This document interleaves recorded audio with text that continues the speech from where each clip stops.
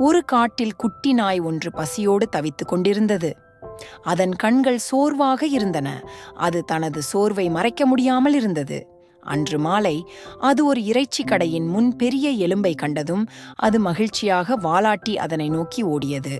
எலும்பை வாயில் கவ்வியபடியே அது தனது வீட்டுக்கு செல்லும் வழியில் ஒரு பாலத்தை கடக்க வேண்டியிருந்தது. பாலத்தில் நின்று நீரில் தனது பிரதிபலிப்பை கண்டதும் அது மற்றொரு நாய் வாயில் இருக்கும் எலும்பை பிடிக்க நினைத்து வாயை திறந்தது. ஆனால் அந்த செயலால் அதன் வாயிலிருந்த எலும்பு நீரில் விழுந்து போனது. தனது எலும்பை மீட்க முயற்சிக்கையில் நாய் நீரில் விழுந்து அதில் சிக்கிக் கொண்டது. கடுமையான நீரோட்டம் அதை இழுத்துச் சென்றது.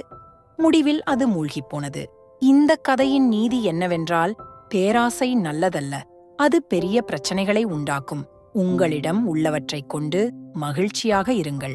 இந்த நீதியை உங்கள் வாழ்வில் பின்பற்றி சந்தோஷமாக வாழ முயற்சிக்கவும்.